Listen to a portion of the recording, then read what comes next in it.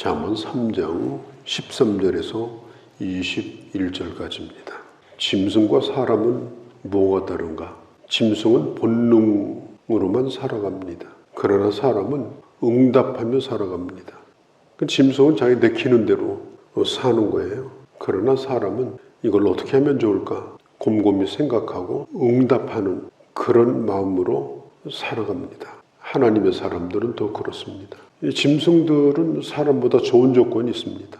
빨리 잘 달리기도 하고 본래 털을 덮고 나와서 옷을 안 입어도 춥지 않고 심지어 하늘도 날아다니고 몸의 색깔도 변화시켜서 보호색으로 자기를 보호하기도 하고. 그런데 인간은 벌거숭이로 태어났어요. 이 인간이 육체적으로 얼마나 부족한 존재로 태어났는가. 그런데 놀랍게도 하나님께서 인간에게 옷을 입혀주시기 전 아담과 하와에게 말씀하셨어요. 이 땅에 생육하고 번성하고 땅에 충만하고 이 땅을 다스리라. 아니, 그런 인간이 어떻게 이 세상을 다스립니까? 하나님은 인간에게 뭘 주셨느냐? 지혜를 주셨습니다. 문명을 이루어가지고 문명의 혜택을 받으면서 살 수 있도록 하신 거예요. 하나님께서는 일반 은총, 예수 믿는 사람이나 믿지 않는 사람이나 똑같이 일반 은총 또 일반 지혜를 주셨기 때문에 오늘 이렇게 모든 피조물 가운데서 뛰어나게 이 땅을 지배하며 다스리며 살 수 있게 된 것입니다. 그러나 우리는 일반적 지혜로만 사는 자가 아닙니다. 솔로몬이 왕이 되었을 때 그가 하나님 앞에 구했습니다. 네가 무엇 때문에 뭘 얻고자 하여서 이렇게 1000번씩이나 재물을 가지고 와서 바치냐? 하루에 10번 바쳤겠습니까? 그렇다고 왕이 염소나 양 한 마리 바쳤겠습니까? 적어도 송아지는 바쳤을 거 아니에요. 그러면 송아지 1000마리를 1000일 동안 바쳤다고 쳐더라도 3년 동안을 매일 제물을 드린 거예요. 솔로몬이 얼마나 원하는 것이 간절했으면 그렇게 1000번 제사를 드렸겠어요. 하나님 물으신 거예요. 도대체 네가 뭘 얻고자 하느냐? 그때 솔로몬이 딱 한마디만 했습니다. 지혜를 얻고자 합니다. 내가 백성들을 잘 다스리는 왕이 되고 특별히 재판을 공정하게 하는 왕이 되기를 원합니다. 오늘 13절에서 15절에도 나와 있지 않습니까? 지혜를 얻은 자와 이 세상에서 가장 복된 자가 누구냐? 지혜를 얻은 자예요. 하나님으로부터 주시는 지혜를 얻은 자는 은을 얻는 것보다 정금을 얻은 것보다 낫고 그 지혜를 얻으려고 지혜를 사모하며 살아가는 자는 그 사람은 지혜를 얻을 것이고 귀한 자가 될 것이다. 지혜가 얼마나 중요한가 이걸 오늘 성경이 강조하고 있는 거예요. 하나님께서는 악인이나 선인에게 햇빛도 골고루 주시고 비도 골고루 내려주십니다. 그래서 요한 칼빈 같은 종교개혁자는 이런 말을 했어요. 인간이 비록 타락했지만 예술하는 작가들의 재능을 볼 때 감탄을 금할 수가 없다. 인간에게 하나님이 얼마나 위대한 옷을 입혀주었는가 하는 걸 느끼지 않을 수가 없다. 하나님은 사람을 정말 귀하게 만들어 주셨습니다. 그게 뭐냐? 인간에게 지혜가 있고 또 인간에게는 창조적인 재능이 있는 거예요. 모든 피조물의 뛰어난 존재가 사람입니다. 금과 은이라는 것은 물론 좋아요. 그러나 금은 갖다 놓으면 어제 금이 오늘 금이고 오늘 금이 내일 금이지 무슨 금이 살이 찝니까? 금이 키가 큽니까? 이 세상의 재물 은행에 갔다가 아무리 쟁여놔도 안전하게 보관만 하는 거지 그게 무슨 일을 하는 게 아니잖아요. 그래서 성경은 말하는 거예요. 정금보다도 그 어떤 보물보다도 지혜를 가진 사람이 귀한 걸 소유한 거다. 왜? 지혜로운 삶을 살 수 있으니까. 하나님 앞에 응답하는 삶을 살 수 있으니까. 그런데 그 지혜가 어디로부터 오는 거냐? 그것은 하나님의 말씀으로부터 오는 거다. 지혜는 인생을 어떻게 사는가 하는 기술입니다. 제가 강조했죠. 지혜는 머릿속에 머무르는 것이 아니고 산속에 들어가서 도닥다 깨닫는 게 아니고 무슨 뭐 철학책 몇 권 읽다가 깨닫는 것이 아니고 지혜는 내가 오늘 살아가는 현장에서 하나님의 사람답게 살 수 있는 그런 실제적 기술, 실용적 기술이 바로 지혜입니다. 삶이라고 하는 것은 현실이지 꿈이 아니잖아요. 오늘 일이 터졌어요. 죽게 생겼어요. 망하게 생겼어요. 그러면 그게 무슨 철학에서 나오는 겁니까? 그것을 풀어갈 수 있는 탁월한 지혜는 대단히 현실적인 그런 분별력이 필요한 거예요. 하나님이 우리에게 주시는 지혜는 바로 그걸 주시겠다라고 하는 것입니다. 모든 걸 다 갖춰도 이 지혜가 필요한 거예요. 좋은 집에 살 수는 있어요. 그러나 거기에서 행복하게 살고 거기서 사랑하며 살고 그렇게 하는 것은 그 집이 갖다 주는 게 아니에요. 그렇게 인생을 살 수 있는 지혜로 살아야 그게 가능한 것입니다. 우리가 많은 돈을 가질 수 있어요. 그러나 그 돈이 정말 유익하게 쓰여지는 데는 지혜가 필요합니다. 특별히 살아가면서 노년이 행복하려고 하면, 평안하려고 하면 이 지혜가 필요합니다. 성경도 말합니다. 지혜의 길은 즐겁고 평화로운 길이다. 17절 그 길은 즐거운 길이요 그 지름길은 평강이니라. 그리고 그 지혜의 길은 뭐냐? 생명나무를 심은 것과 같다. 하나님의 지혜로 살아가는 사람은 육적으로도 영적으로도 이런 풍성함을 누리게 해주신다. 19절서부터 이제 하나님의 지혜에 대한 얘기가 나옵니다.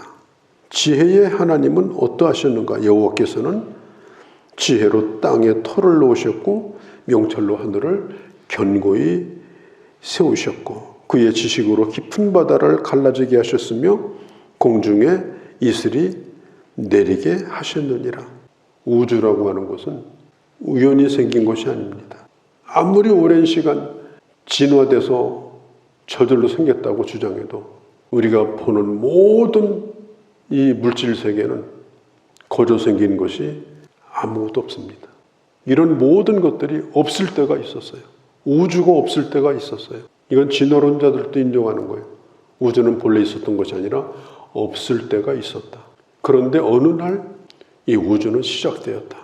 그리고 점점 지금도 이 우주는 팽창하고 있다. 우리는 가만히 있는 것 같지만 풍선 속에 뭘 집어넣으면 그건 그 물건은 가만히 있는 것 같지만 풍선은 점점 커지는 것처럼 빛의 속도보다 빠르게 우주는 지금 커지고 있다. 그러면 이 우주는 없을 때가 있었고 그렇게 시작되었고 지금도 끊임없이 우주는 계속해서 변화되어지는 거예요. 그러면 이걸 누가 한 거냐? 지구 가장 속에는 액체입니다. 완전히 불덩어리예요. 그 다음에 이제 그 액체를 완전히 막도록 지구 중간에 두꺼운 이 바위층이 있습니다. 근데 바위에다가는 뭘 심어서 못 먹잖아요. 그래서 바위를 위에다가 흙을 살짝 덮어주셨어요. 그래서 거기에다 농사 지어 먹고 집도 짓고 사는 거예요. 하늘에서 비가 그냥 내리는 게 아니에요. 바다에 있는 물을 갖다가 부어주시는 거예요. 수증기로 해가지고 소금기를 다 빼서 그걸 땅으로 옮겨가지고 비도 내리시고 눈도 내리시고 그렇게 해서 우리가 살고 있는 거예요. 이게 갇혀있는 공기처럼 이 지구가 그렇게 되어 있다면 인간은 덥든지 춥든지 해서 못 삽니다. 계속해서 이게 선풍기를 돌리듯이 지구 전체가 계속 공기가 돌도록 만들어서 바람도 불고 기후도 생기고 그렇게 해서 사람이 이 세상에 사는 거예요.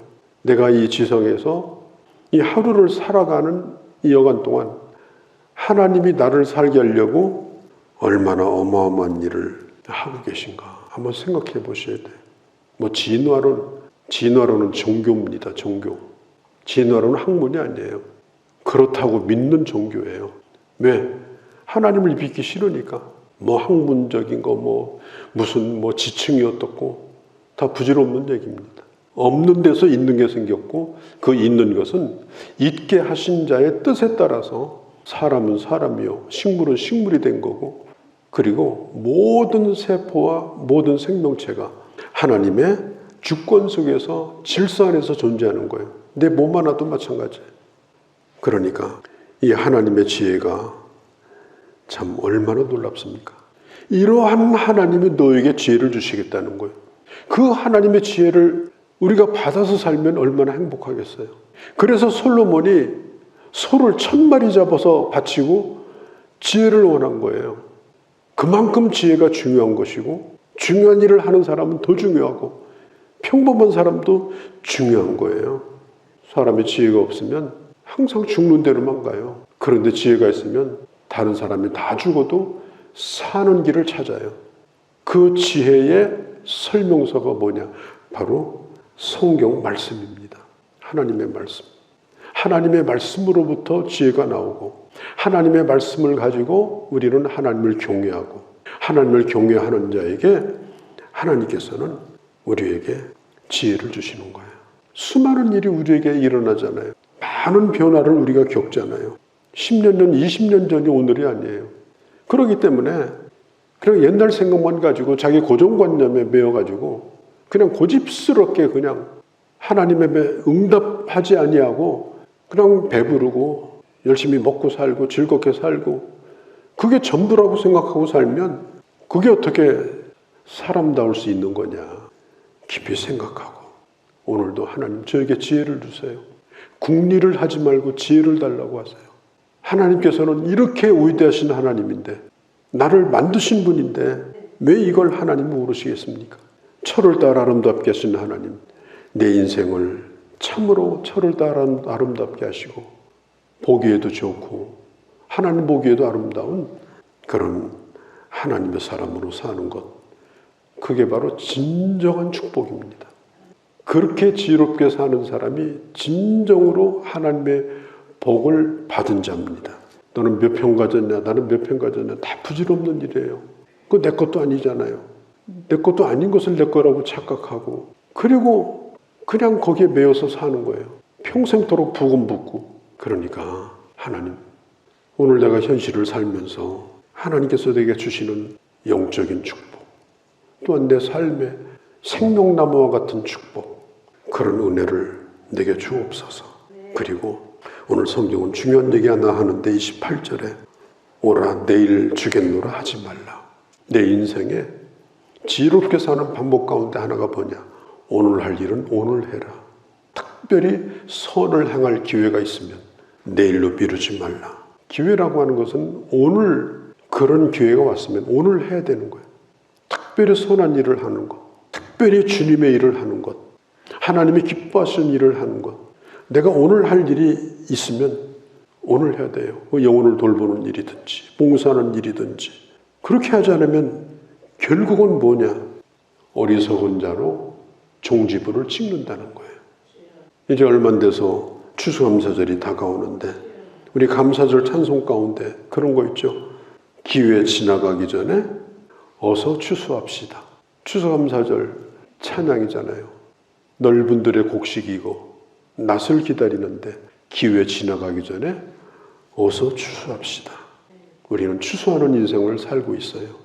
영원한 미래를 위해서 기회가 다 지나기 전에 내가 할 일을 미루지 말고 특별히 연약한 자를 돌보는 일, 영혼을 돌보는 일, 복음을 전하는 전도하는 일, 그게 추수하는 일이에요. 그건 미루면 안 된다. 내일 해도 되는 일 아니라 오늘 해야 된다. 왜? 그것은 생명에 관한 것이기 때문에. 복음은 그것보다 더 절박한 거잖아요. 미루고 살면 후회하게 된다. 오늘 성경, 오늘 본문이 길지만 아주 중요한 지혜로운 삶의 원칙 가운데 하나가 뭐냐? 일단은 미루지 말고 살라. 그렇게 살면 적어도 후회스럽지 않다. 그게 지혜의 출발이다. 오늘 성경은 우리에게 그걸 가르쳐주고 있는 것입니다. 거룩하신 우리 아버지, 오늘도 저희들 주의 말씀을 들었습니다. 천번제사를 드렸던 솔로몬이 왜 지혜를 구했는지 바로 깨닫게 하시고 이 지혜를 간절히 구하며 천지와 만물을 창조하시고 오늘 또 내 생명을 붙들고 계신, 그리고 나에 대한 생각이 많으시고 계획을 가지고 계신 그 하나님 앞에 끊임없이 묻고, 그리고 지혜의 책임 주의 말씀을 끊임없이 묵상하며 이 지혜의 길을 걸어가는 그런 저희가 되게 하여 주옵소서. 주의 주시는 열매로 가득 찬 삶을 사는 저희가 되게 하여 주시옵소서. 우리 주 예수님의 이름으로 기도하옵나이다. 아멘.